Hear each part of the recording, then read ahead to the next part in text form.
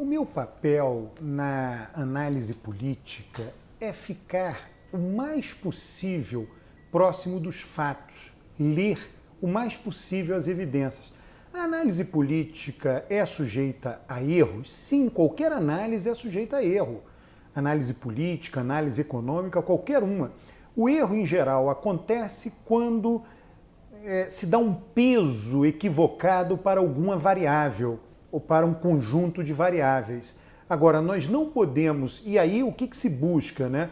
Quais são as variáveis que afetam o quê? Então, por que eu estou fazendo essa breve introdução? Porque eu considero que o Brasil não corra risco democrático. O que eu chamo? Aí a gente tem que delimitar claramente o que é isso, né? Porque hoje as pessoas chamam qualquer coisa de democracia. Então, se há uma supressão de direitos, uma redução de direitos, então diminuiu a democracia.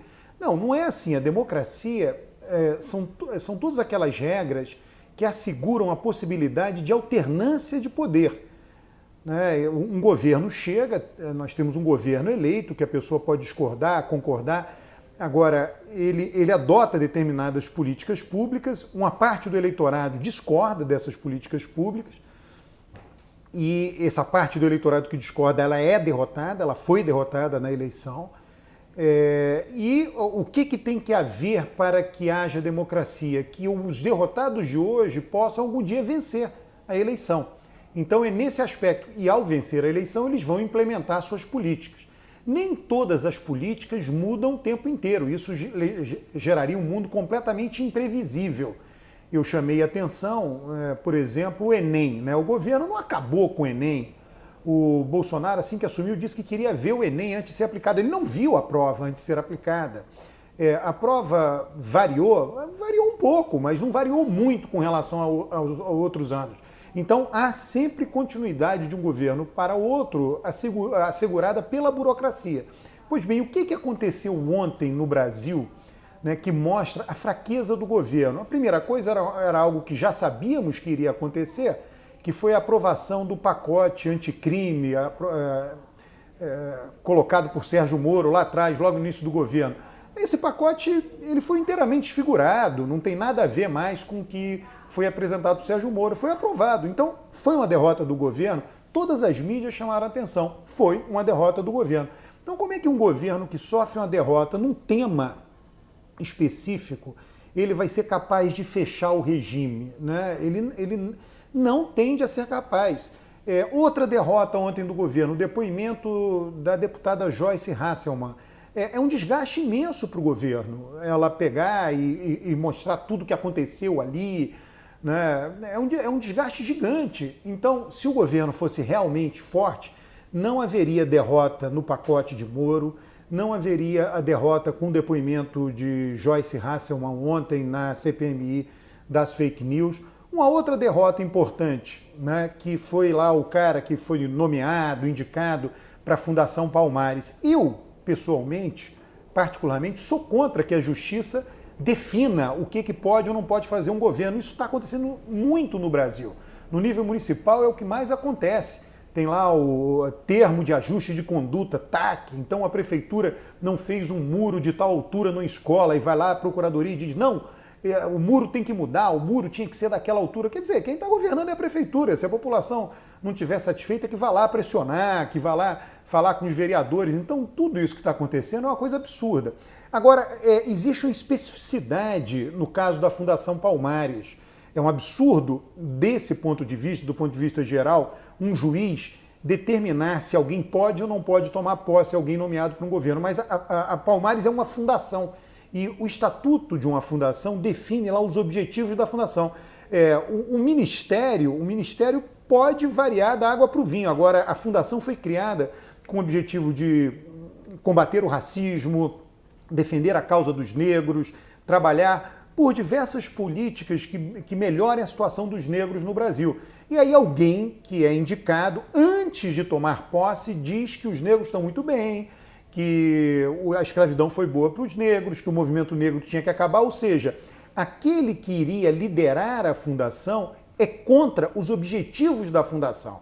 Então existe base jurídica, não trata-se de simplesmente dizer olha, a justiça está interferindo no governo. O que a justiça está interferindo, a justiça está tentando assegurar que uma fundação, um órgão, né, ele tenha um presidente que esteja de acordo com os objetivos do órgão. É isso que a justiça está tentando assegurar, mais nada, tá? E isso foi uma derrota do governo? Sem dúvida, foi uma derrota do governo. O governo foi derrotado ontem no que tange a Fundação Palmares. Não tem a menor dúvida com relação a isso. Tá? E outras coisas dessa natureza estão acontecendo o tempo inteiro, todos os dias. Então, o que isso mostra? Né? São evidências. Mostra o seguinte, você pode estar preocupado, olha, vai fechar o regime, vai ser isso, vai ser... As pessoas mencionam, olha, mas tem o preconceito, explodiu o preconceito dessa natureza. Não sei se o preconceito explodiu.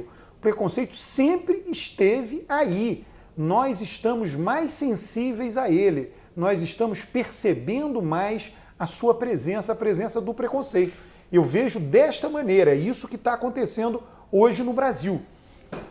Não é alguém escreveu para mim no Twitter, alguém disse, olha, Alberto, eu percebo que está havendo uma perseguição maior com relação aos gays, eu sou gay. A pessoa escreveu lá para mim hoje dizendo isso. Eu falei, olha, pode ser e pode não ser, pode ser também a nossa percepção, a sua percepção. E, detalhe, tem um outro lado dessa história. Isso abriu a possibilidade de que as pessoas se afirmem mais enfrentando essas coisas.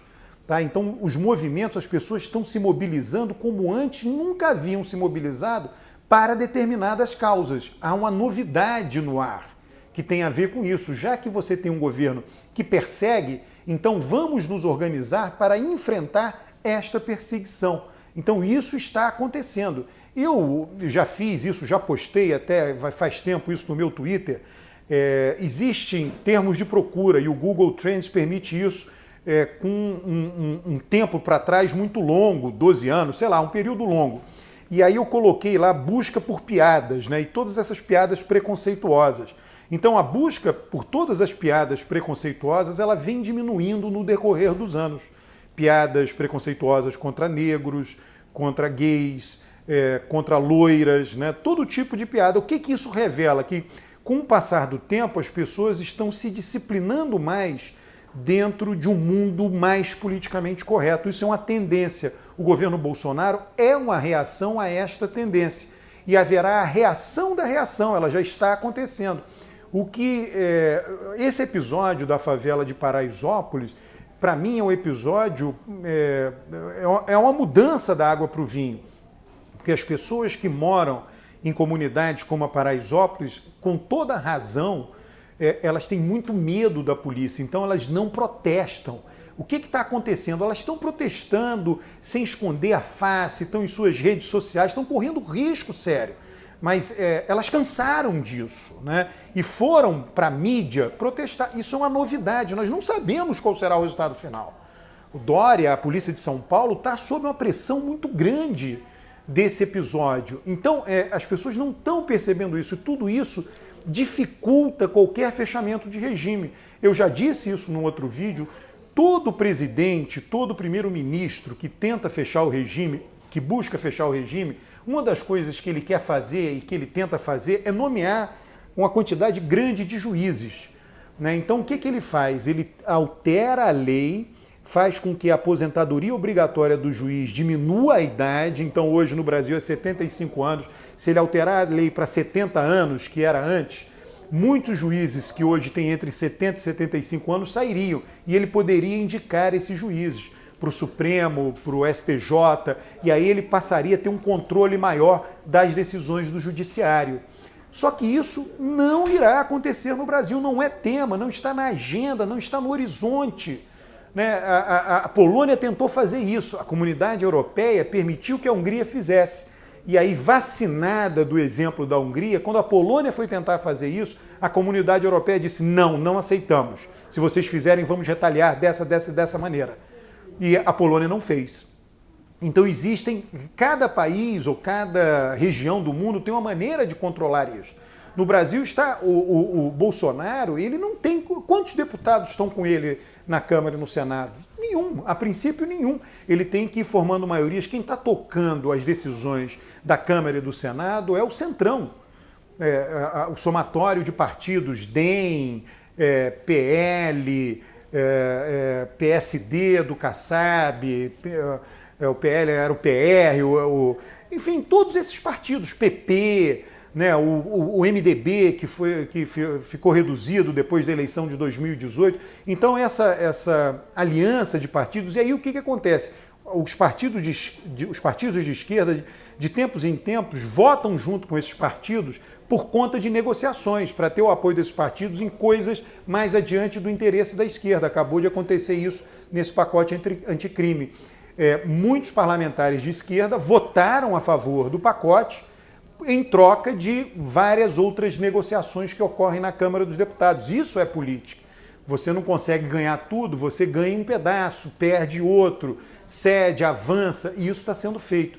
E Bolsonaro passa a revelia disso tudo, quer dizer, nada disso considera Bolsonaro. Então, quando a gente olha somente o dia de ontem, hoje é quinta-feira, quarta-feira, dia 4 de dezembro, foram inúmeras as derrotas do governo Bolsonaro. Então, é importante que você reconheça isto, observe isto, e em vez de ficar, como eu diria, paralisado, ou se não gastando energia na direção de denunciar o risco de fim da democracia no Brasil, vale muito mais a pena se unir a movimentos de controle observatório da polícia em comunidades pobres, movimento LGBT, movimento negro, movimento das mulheres contra o feminicídio, a violência, deficientes físicos. Ele tentou aí aprovar a redução da possibilidade de contratação de deficientes físicos, pessoas com necessidades especiais em empresas. Já hoje, isso foi ontem, hoje já não vai conseguir, a senadora Mara Gabrilli se mexeu.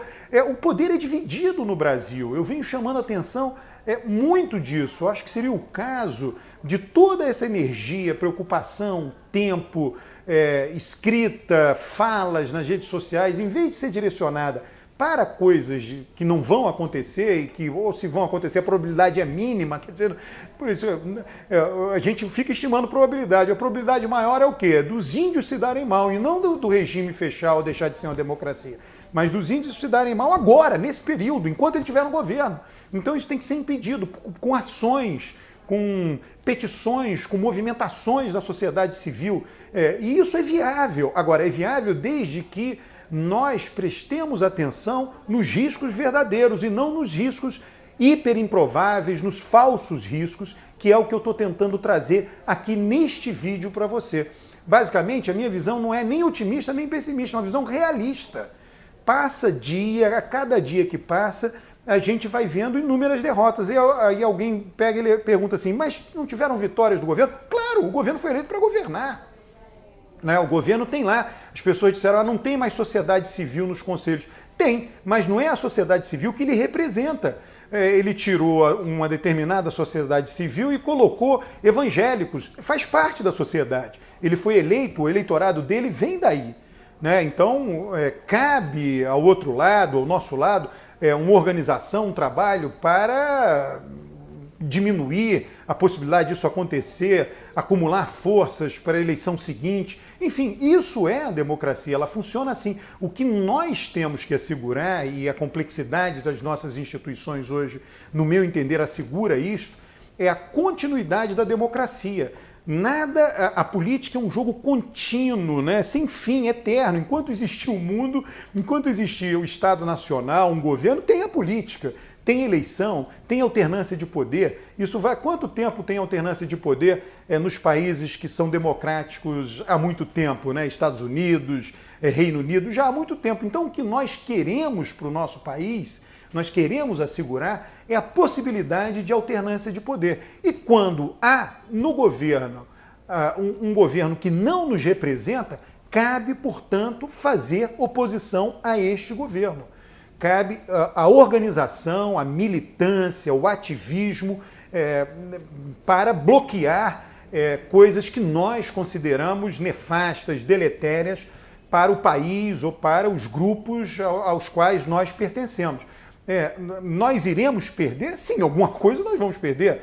Né? Perdemos o acesso ao poder principal. Então, perder nós vamos. Né? Agora, a questão é minimizar as perdas. É isso que a gente só pode fazer se direcionar as energias para o lado correto e não para o lado mais improvável, né? Para o lado que não há evidência, né? De que o país não tem nenhuma decisão efetiva, lei aprovada.